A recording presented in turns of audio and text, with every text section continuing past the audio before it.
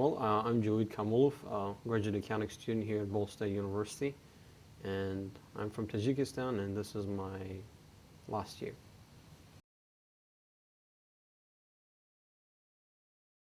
The treatment of water, it has been really indispensable in Tajikistan as well as in the entire world, especially looking at it over the stretch of 10 years, because Tajikistan, along with the other countries, United Nations countries, they've been implementing the year of clean water. They call it water for life, if I directly translate it.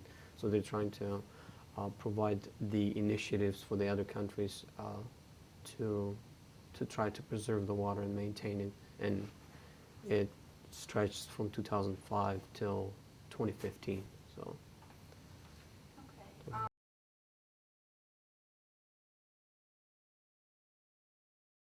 For the most part, urban areas they do not have problem with getting water, but rural areas they have problem because it's primarily there is availability of water, but the primary issue is the logistics and transportation of water.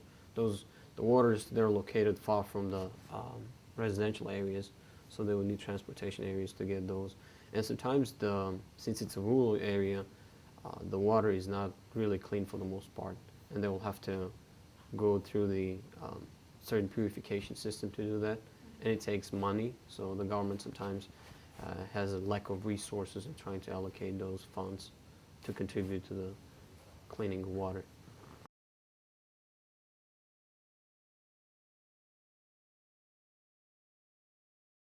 To be honest, I'm fortunate living in Tajikistan because it's a mountainous country.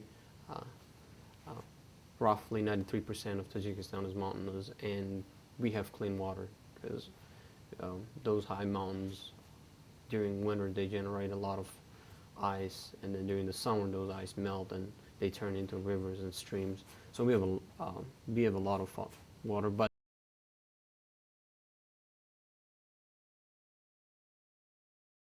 really a combination. I mean, it's highly advisable not to drink water from the rivers, but a lot of people still do in Tajikistan. And in urban areas, it's a lot of most people they're healthy even when they drink from the rivers. But in rural areas, people get different diseases when they do that. So for the most part, I mean, we don't buy water in bottles as they do in the U.S. It's just something that really the faucet we can drink from the faucet coming, so and it's fine. And also the areas where they have well in rural areas, so they use the water from the well to drink, but nothing about the bottle. So again here, most of the water problems is in the rural areas, not so much as in the urban areas. So.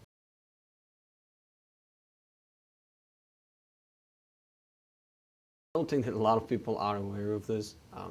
Probably educated people, and a lot of educated people they're located in the urban areas versus the rural areas. Sometimes they're deprived of that education because of lack of resources.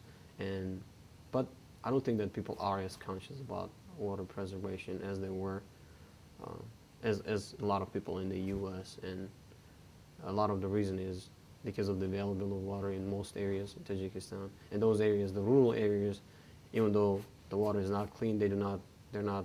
Most people they're not educated. I mean, there's not a specific class at schools or universities where they would focus entirely on water and what is the availability of water in Tajikistan as opposed to the other areas of the world. So it's not unless you're from the city, from one of those. If you're well educated, you would, but I don't think it's a lot of people are well educated in that regard. And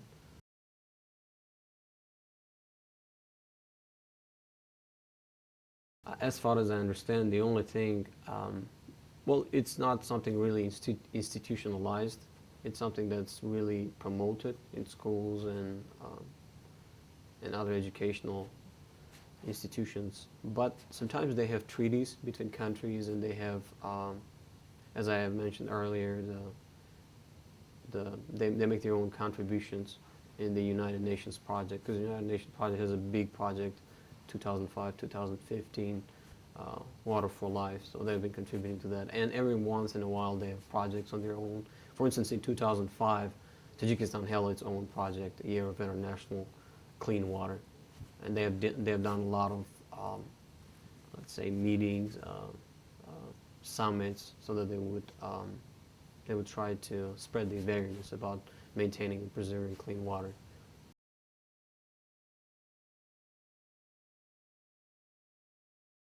Um, I think that would be a great initiative, but the only thing I'm concerned about how would they provide the means to be able to do that, to recycle the water.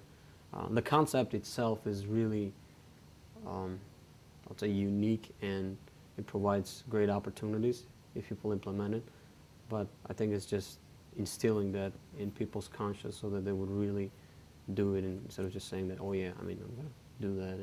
And the other thing is providing the means to do it. I know U.S. can probably do it, but I don't think that other countries who are really economically behind, I think other countries should probably provide resources for those countries to be able to do that.